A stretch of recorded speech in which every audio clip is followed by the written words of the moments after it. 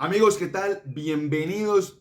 De antemano les digo que este video no contiene ningún sesgo político y traté de mantenerme lo más neutro posible haciendo un análisis crítico y objetivo. La primera parte es un poco densa, pero necesaria para entender el contexto de lo que estamos viviendo ahora. Así que paciencia y si empieza el video, pues termínelo. Entonces, nacemos en una generación que define lo que somos en mayor medida de lo que imaginamos. Cada generación quiere distinguirse de la anterior y dar un nuevo tono al mundo. A medida que cada generación crece, forma ciertos gustos, valores y maneras de pensar que la hace única. Cuando maduramos, esos valores e ideas generacionales tienden a cerrarnos a otros puntos de vista de generaciones precedentes. En 1780 empezaron a soplar vientos de cambio en Francia en pleno reinado de Luis XVI, que se empezaron a sentir en el Consejo del Rey, en los clubes sociales y la vida en la calle, donde se podía sentir un espíritu nuevo, espíritu que identificó un personaje, George Jacques Danton, quien experimentó las penurias de la clase baja y empatizó con su sensación de exclusión y entendió este nuevo espíritu y que no era solamente un espíritu cultural, sino también político. La nueva generación joven de aquella época estaba harta de la hueca formalidad de la cultura francesa, anhelaba algo más libre y espontáneo, quería expresar sus emociones abierta, naturalmente, quería librarse de todos esos peinados y atuendos recargados y usar ropa más holgada y menos ostentosa. Deseaba una socialización más abierta, una mezcla franca de todas las clases, como sucedía en los clubes en París. Podríamos llamar a este movimiento cultural la primera explosión del romanticismo, que valoró las emociones y sentimientos sobre el intelecto y las formalidades. Danton ejemplificaba y entendía ese espíritu romántico. Tenía siempre el corazón en la mano y sus discursos daban la impresión de ser espontáneos y entonces la nueva generación se identificaba con él. Algo similar a lo que sucede hoy en Colombia con el líder de la izquierda. En cierto y excepcional sentido, Danton fue capaz de comprender antes que nadie el significado de esos signos y prever el estallido de una revolución popular. Ávido nadador comparó todo eso con el cauce de un río. Entonces, ¿qué dijo el hombre? Nada en la vida es estático. Siempre hay un descontento bajo la superficie y ganas de cambio. A veces esto es sutil, el río parece tranquilo, aunque fluido. Otras veces es como una estampida, una marea que va en ascenso, que nadie puede contener, ni siquiera un rey dotado de poder absoluto o una clase política anquilosada durante muchos años en el poder, como el caso de la derecha colombiana. ¿A dónde llevaba a los franceses esa marea? Esa era la pregunta clave. Para Danton, rapidito eso quedó claro y esa marea conducía a la formación de una república. La monarquía era solo una fachada. Su alarde de majestuosidad ya no incitaba a las masas. Estas veían ahora que el rey se limitaba a conservar el poder, a la aristocracia como un grupo de ladrones que trabajaban poco y se mecateaban toda la riqueza de Francia. Con tal desencanto no podía haber marcha atrás, punto medio ni monarquía constitucional. Luis XVI, al igual que la derecha colombiana, es un ejemplo de alguien desconectado de su época. Tal vez esta comparación parezca poco relevante, pero está más cerca de nosotros de lo que creemos. Como él, la clase dirigente actual en Colombia está viendo el presente por medio del cristal del pasado. Danton acumuló poder gracias a su franco desafío a la corona y al fomento de la República. De la misma forma, Gustavo Petro ha acumulado poder en su enfrentamiento directo con la clase dirigente actual del país y que ha sabido no solamente leer el sentir de la juventud, sino canalizar su fuerza y dinamismo hacia sus objetivos usando el poderoso motor de las redes sociales. Luis XVI pagó con su cabeza el haberse desconectado de la realidad y la falta de pericia en hacer la lectura de la revolución en crecimiento. Danton, por otro lado, supo capitalizar y le cobró con creces a la monarquía francesa. Paralelo en Colombia, el error más grave de la anquilosada derecha colombiana ha sido no saber interpretar los cambios generacionales del país y con eso el saber adaptar sus discursos, políticas a las generaciones entrantes, quienes empiezan a configurar como un electorado decisivo.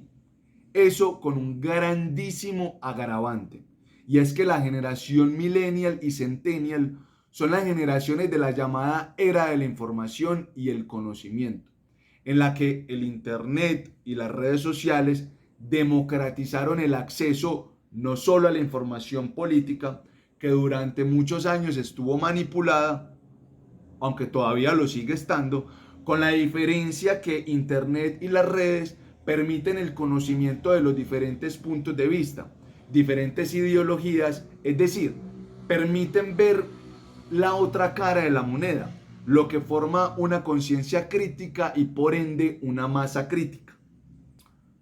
Otro error garrafal es que Álvaro Uribe Vélez, como máximo exponente de la clase dirigente en los últimos años, no haya desaparecido de la escena pública como expresidente y hubiera seguido figurando como político y peor aún, como funcionario público activo, dándole pie a la generación entrante para aborrecerlo más y terminar de fraguar su revolución. Esa falta de capacidad de delegar en caras nuevas la lucha de esa orilla política la ha sabido capitalizar muy bien la izquierda y contrario al efecto deseado por Uribe y su séquito ha generado el efecto contrario. Para entender mejor estos conceptos, pues pensemos en esto. Cuando examinamos el mundo que nos rodea, lo más seguro es que lo veamos igual al de hace un día, una semana, un mes o un año atrás. La gente actúa como de costumbre. Las instituciones en el poder continúan en el mismo sitio y no se irán a ningún lado. El modo de pensar de la gente es el mismo. Las convenciones que rigen el comportamiento en cada campo siguen religiosamente aún.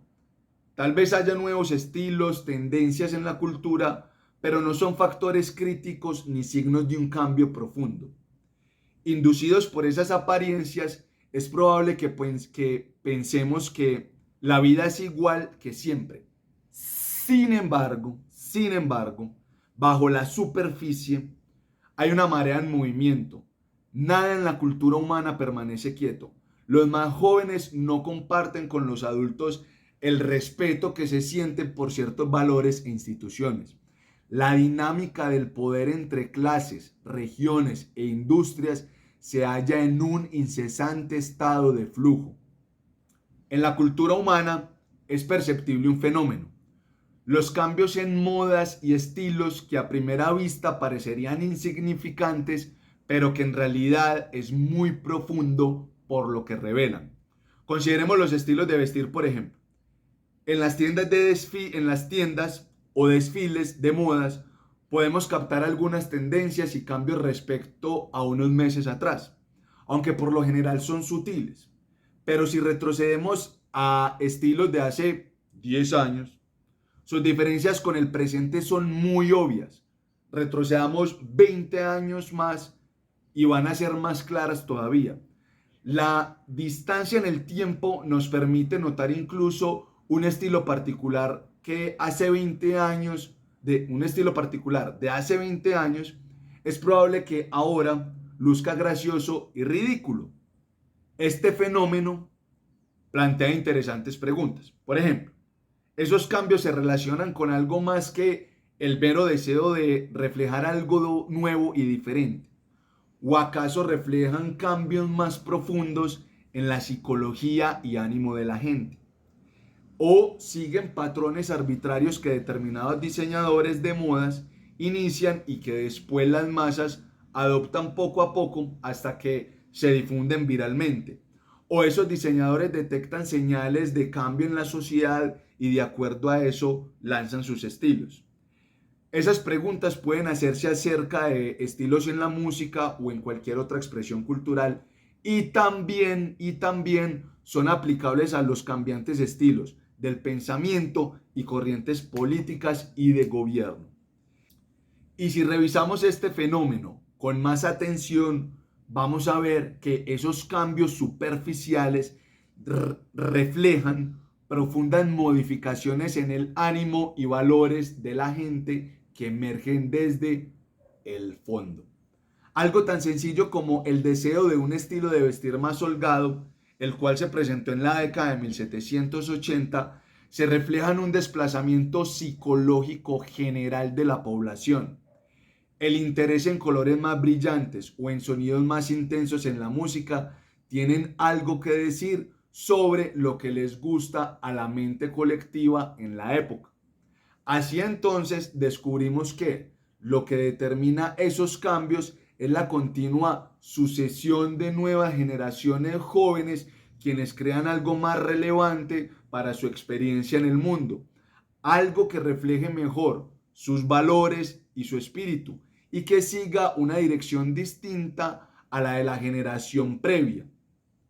Como dato, una generación abarca 22 años. Este patrón de cambio de una generación a otra parte a su vez de un patrón más grande en la historia de la humanidad, que se remonta a hace miles y miles de años.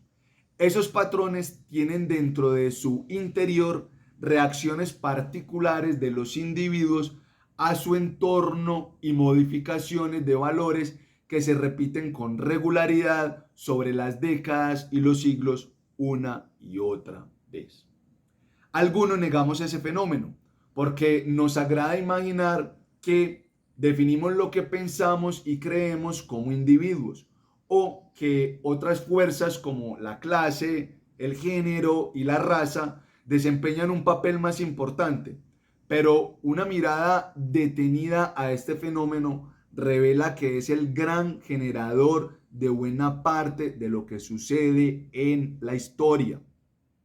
Cuando se entiende el fenómeno generacional, podemos ver que existen situaciones que modelaron la mentalidad de nuestros padres y otras situaciones que modelaron la nuestra y que por eso hemos tratado de seguir una dirección diferente. Por ejemplo, la generación de los baby boomers, nacidos entre 1949 y 1961, llegó a su madurez alrededor de la década de los 90, justo cuando el conflicto interno colombiano alcanzó su pico y el país estaba empezando a abrazar las mieles de una apertura económica que se venía gestando desde la década de los 60. En ese momento, esta generación constituía familias jóvenes y buscaba estabilidad y crecimiento para sus recién nacidos millennials. La cosa fue que a raíz del conflicto, esta generación vio amenazada su supervivencia y la de su familia. Fue la generación que cuando sus miembros tenían alrededor de 40 años, es decir, su pico de capacidad productiva y laboral, vivió lo que se conoció como el estado fallido y por eso encontraron refugio en las propuestas de los candidatos que tenían como política la mano dura contra los actores armados y el neoliberalismo. De ahí que el Mesías para esta generación sea o haya sido Álvaro Uribe Vélez. Por otro lado, la generación millennial, nacidos entre 1979 y 1991, vivieron su juventud con la firma del Acuerdo de Paz. Esa misma juventud la viven en un periodo post-crisis del 2008, de crecimiento, de bonanza, por lo que para esta generación la apertura económica y el neoliberalismo pasa a un segundo plano, ya que la crisis económica deja de ser un problema latente, además que la violencia de los 90 la vivieron como un trauma de niñez más que como una amenaza a su supervivencia.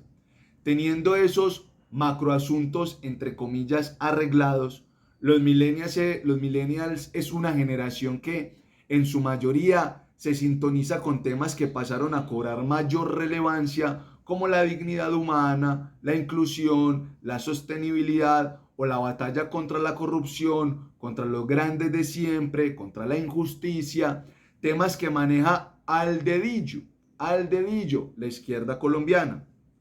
Un ejemplo claro de su sintonía fue la llegada de Daniel Quintero, candidato de centro izquierda, a la alcaldía de la ciudad más conservadora, en el departamento más conservador que tiene Colombia.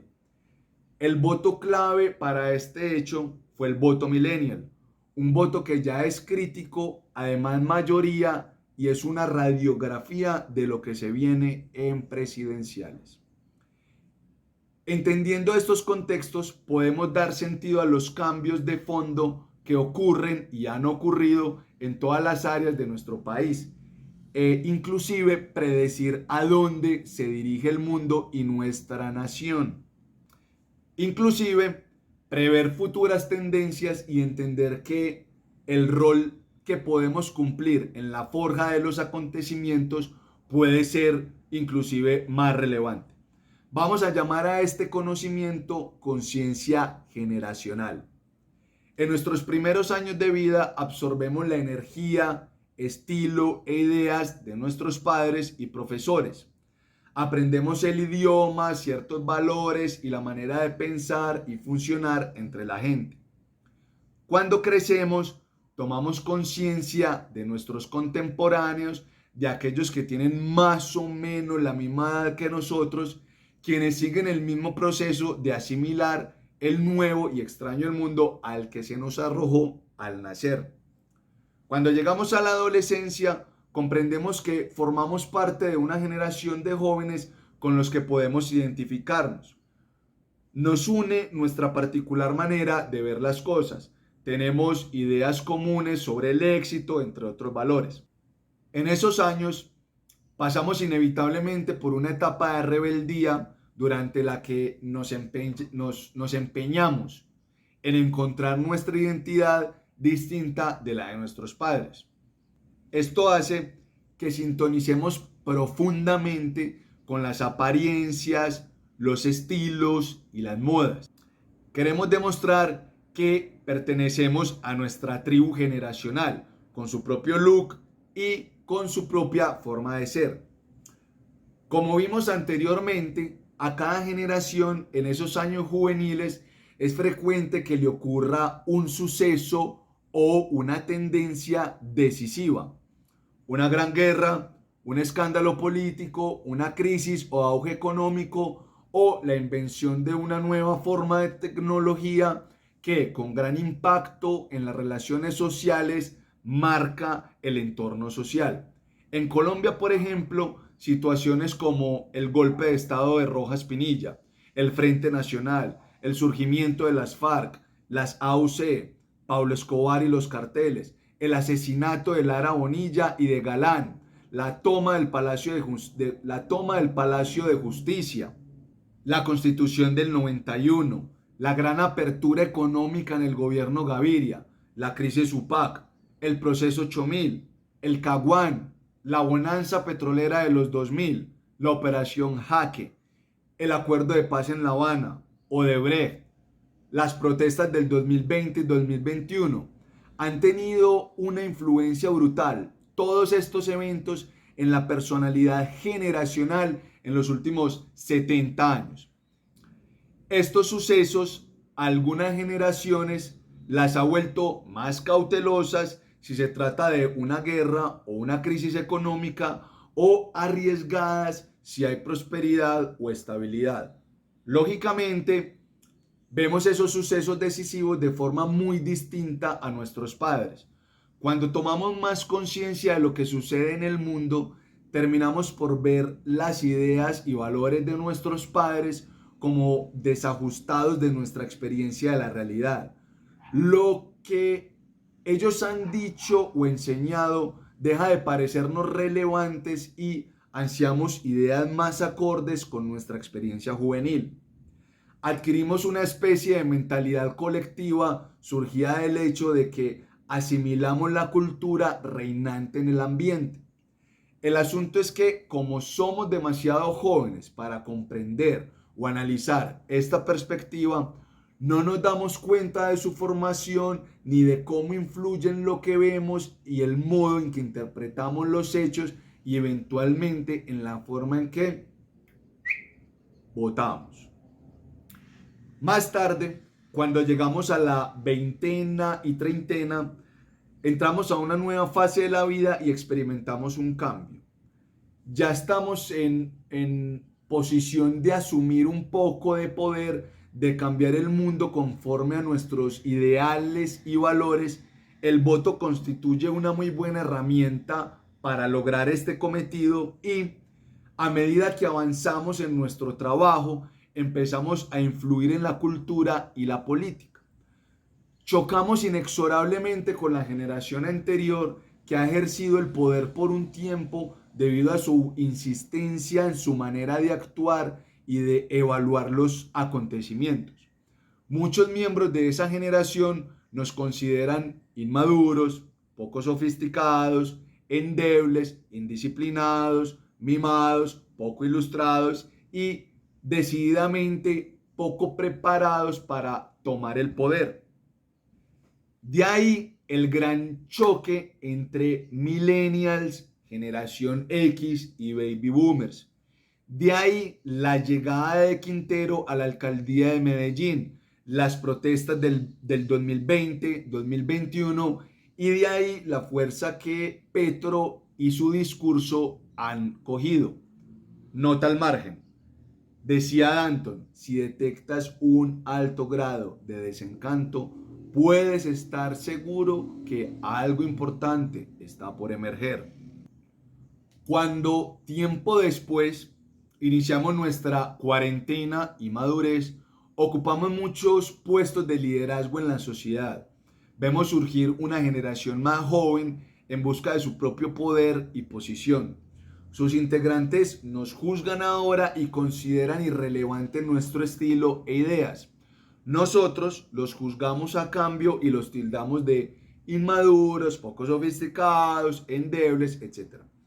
Tal vez abrigamos la noción de que el mundo va cuesta abajo rápidamente y que los valores que apreciábamos ya no le importa a este conjunto de jóvenes. Al juzgar de esta manera, desconocemos que reaccionamos de acuerdo a un patrón que tiene al menos 3000 años de existencia. Una inscripción en una tablilla babilónica que data de alrededor de 1000 antes de Cristo, dice lo siguiente, abro comillas. La juventud de hoy está podrida y es mala, impía y perezosa. Nunca será como la de antes, no podrá preservar nuestra cultura, cierro comillas. Me huele a cantaleta de papá, mamá, abuelo, etc. Quejas similares se encuentran en todas las culturas y periodos.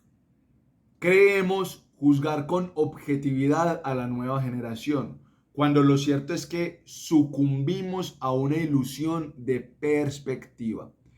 Es probable también que envidiemos en secreto su juventud y lamentemos la pérdida de la nuestra, pero de eso hablaremos en otro video.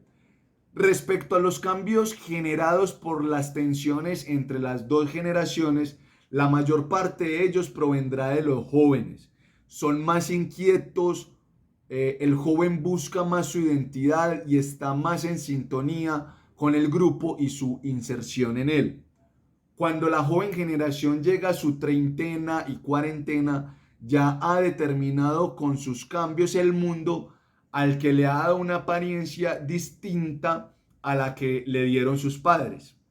Se comprende entonces que el espíritu generacional es fácil de asociar con su estilo musical dominante, rock, reggaetón o trap, por ejemplo, o en este caso una tendencia política, un estilo de gobierno, una política económica y un discurso.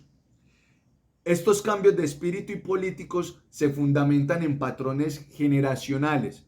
Los patrones generacionales indican básicamente que cada generación encaja en uno de 4 perfiles generacionales identificados. La primera generación es la de los revolucionarios.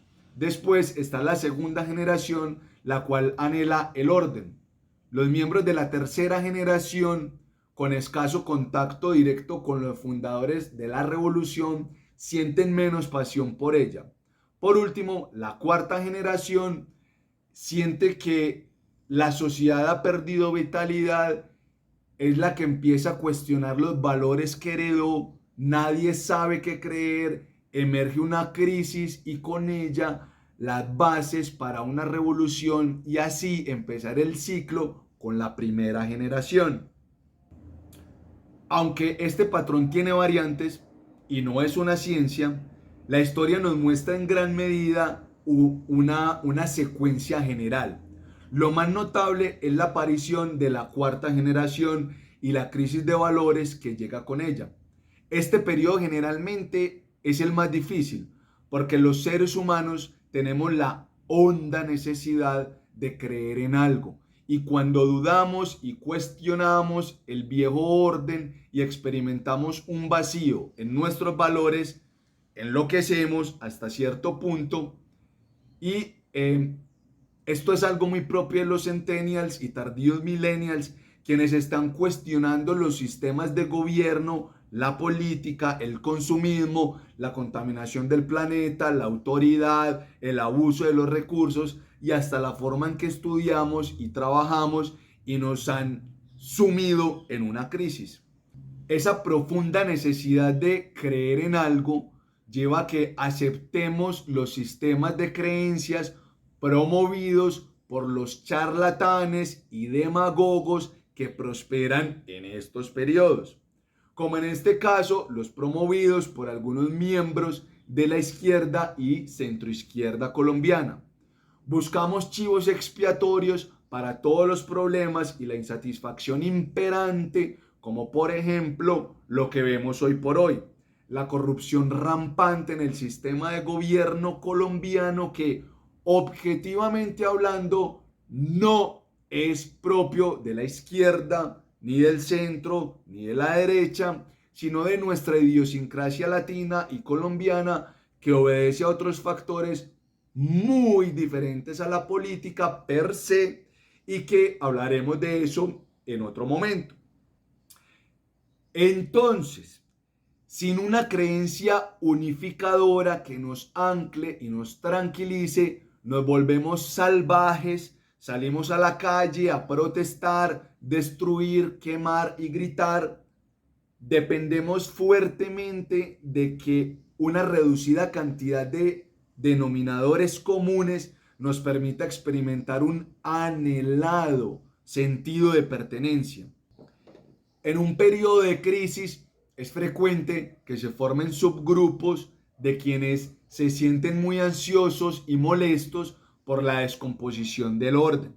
Generalmente son personas que gozaban de privilegios en el pasado y el caos y cambio por venir amenaza lo que ya daban por hecho.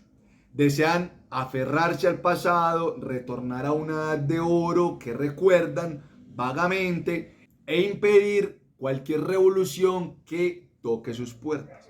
Sin embargo, estos subgrupos están no solamente condenados al fracaso porque el ciclo no puede detenerse y el pasado no puede regresar como por arte de magia.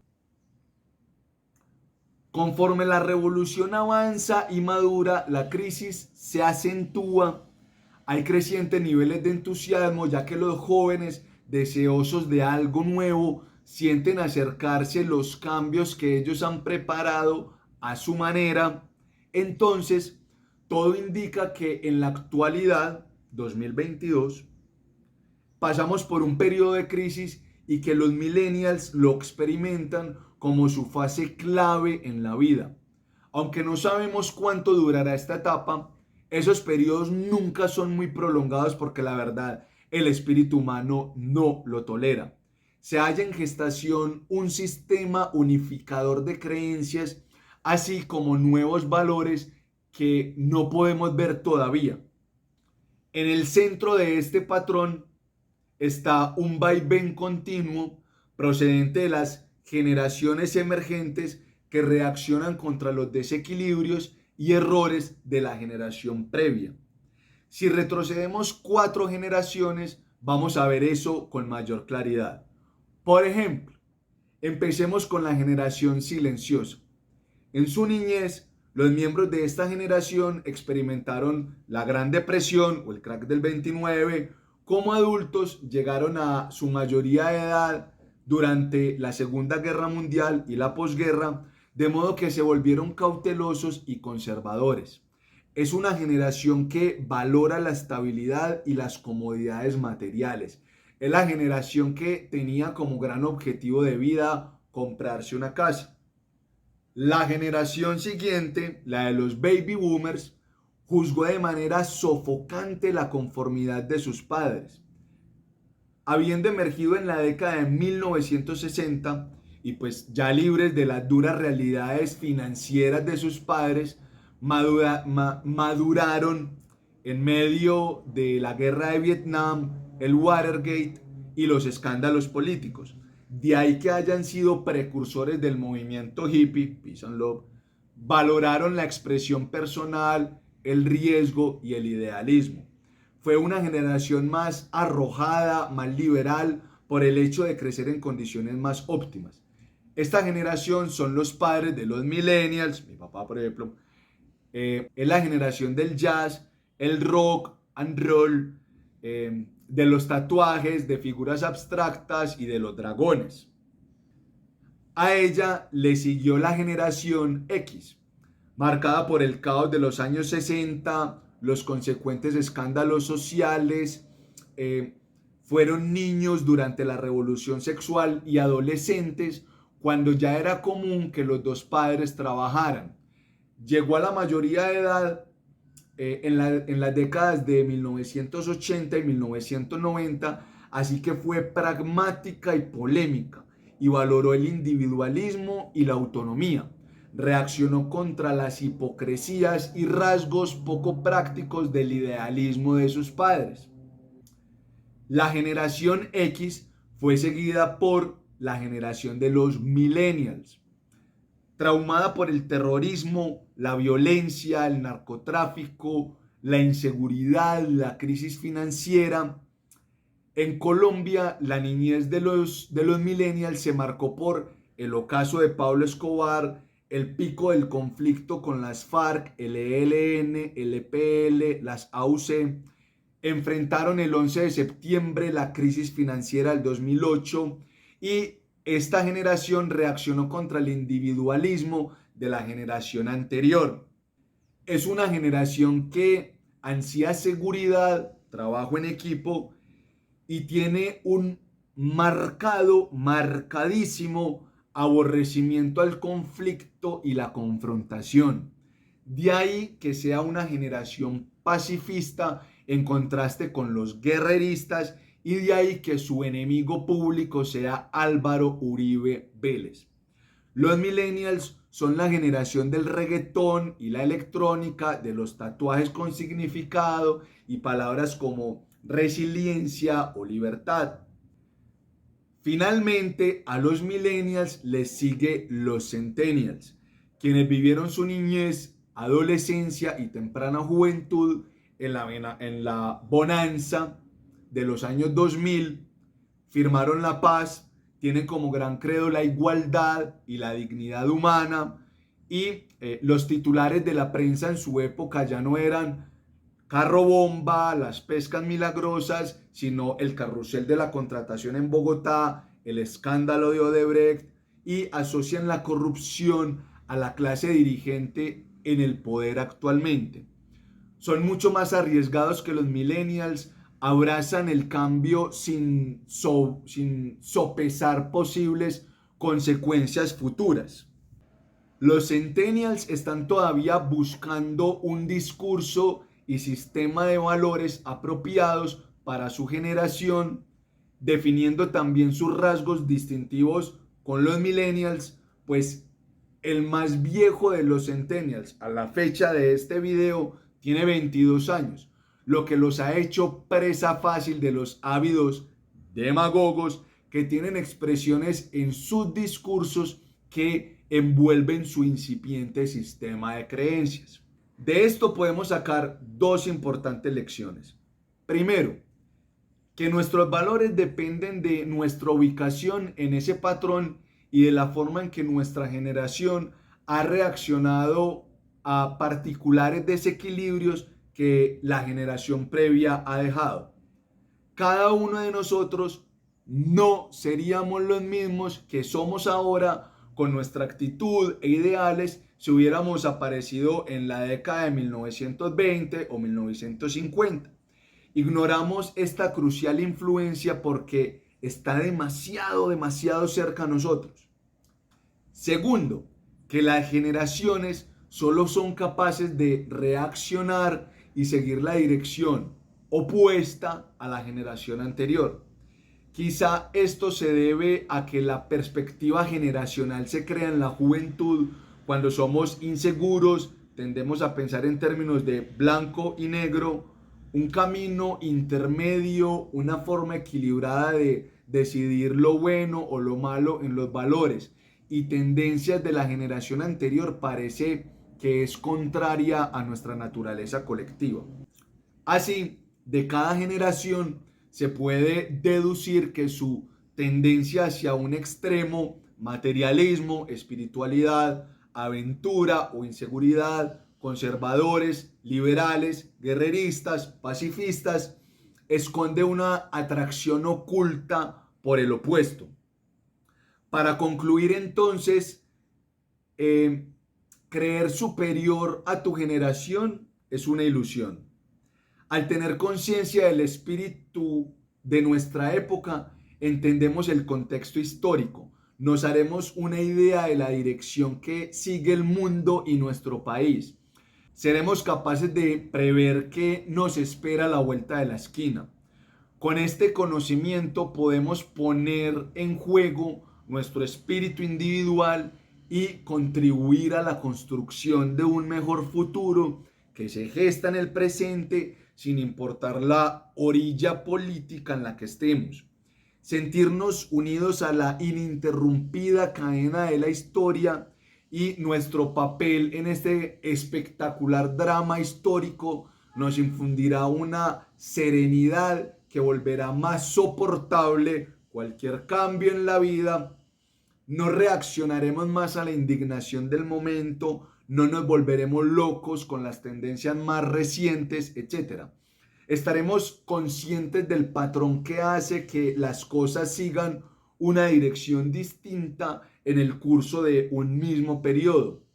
Si no nos sentimos en armonía con esta época, sabremos que los malos días pasan siempre y que podemos poner de nuestra parte para que se presente una nueva ola. Debemos de tener en cuenta que la tecnología y las redes sociales nos han unido de forma inalterable. Además, los marcados cambios producidos por las innovaciones tecnológicas hacen que el ritmo de la vida se haya acelerado, lo que ha generado una dinámica de profecía autocumplida. Los jóvenes se sienten casi adictos a ese ritmo y anhelan más cambios, así sean ligeros. Un ritmo acelerado multiplica la crisis, lo que no hace sino apresurar el proceso. Este ritmo nos confunde y hace que perdamos perspectiva. podríamos suponer que una modificación insignificante es trascendente e ignorar el verdadero cambio en marcha. No seremos capaces de seguir el paso y menos aún de prever los acontecimientos venideros. Nuestro progreso por las diversas fases de la vida nos marca de acuerdo con los patrones que escapan a nuestro control. Nuestro cuerpo y mente se desaceleran, pierden su elasticidad juvenil. Miramos indefensos mientras cada vez más jóvenes llenan el escenario de la vida y nos hacen a un lado. Nacemos en un periodo histórico que en realidad no elegimos, una generación que no elegimos, pero que determina en gran parte lo que somos y lo que nos ocurre. El tiempo neutraliza nuestra naturaleza activa y aunque no registremos conscientemente esto, nuestra indefensión ante ese hecho es fuente en gran medida de nuestra ansiedad y apatía, los que no votan. Bueno, entonces, esto ha sido todo por hoy. Muchas gracias por ver este video hasta el final. Los felicito. Hasta un próximo video. Y como decía Goethe, los defectos de un hombre son los de su época. Sus virtudes y grandeza son mérito propio. Entonces, dele like a esto, dele compartir, dele mano arriba y muchísimas gracias.